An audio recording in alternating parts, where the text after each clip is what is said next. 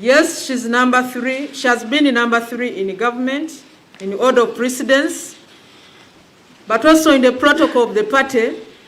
She's number 3 in the party, the second national vice chairperson, female,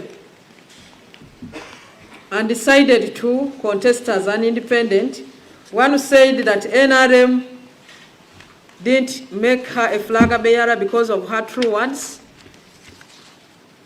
The true words are the words she used to use when NRM was endorsing her as unopposed.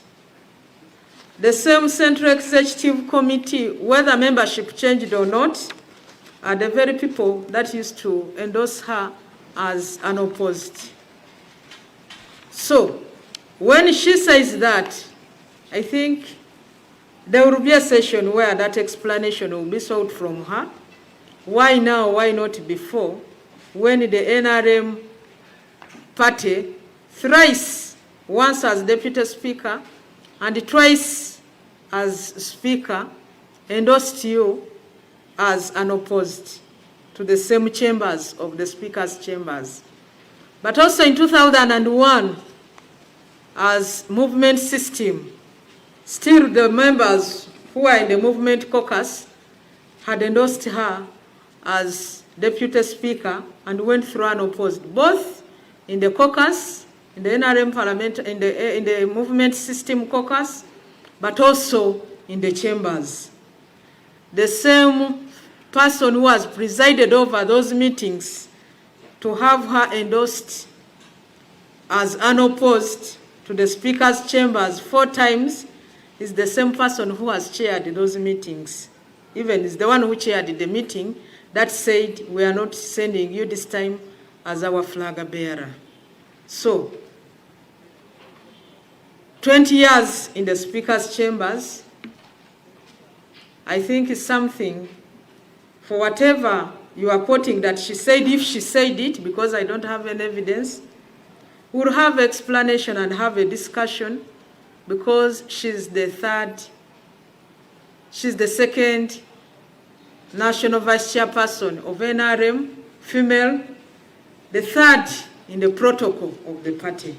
So she's my boss. It's a matter that can only be handled by the disciplinary committee of the party if somebody raises a complaint, and then the report of the disciplinary committee can be tabled before the Central Executive Committee for the final decision. But the punishments in there are either caution or suspension or expulsion from the party. I said it. To receive it, we have not received yet in the office of the Secretary General, but being that she's number 3 in the party, like I said, some of these can be discussed during the reviewing of the minutes of SEC, and we are slated to have SEC meeting, Central Executive Committee meeting, tomorrow.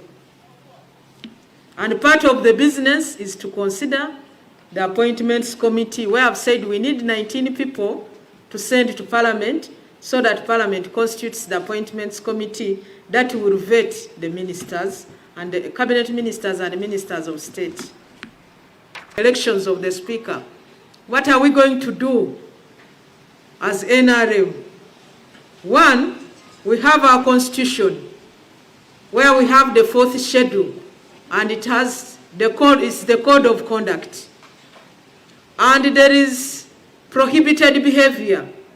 Part of it is if you go against the party decision, if anybody raises a complaint to the Secretary General, it is taken to the disciplinary committee, which disciplinary committee is chaired by the first national vice chairperson, and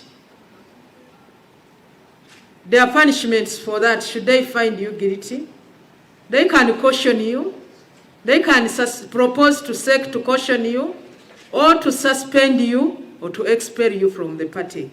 So that is not within my powers, but whatever actions are to be taken are within the constitution of the party, the code of conduct.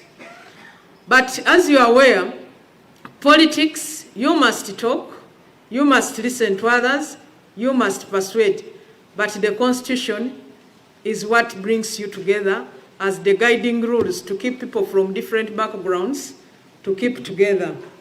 But as we talk tomorrow, we have a Central Executive Committee meeting, and we will have to review the minutes for that particular, the last SEC meeting we had on Saturday and Sunday, and what has transpired since then. So I can stop at that. But when it comes to issues to do with the issue of regional balance,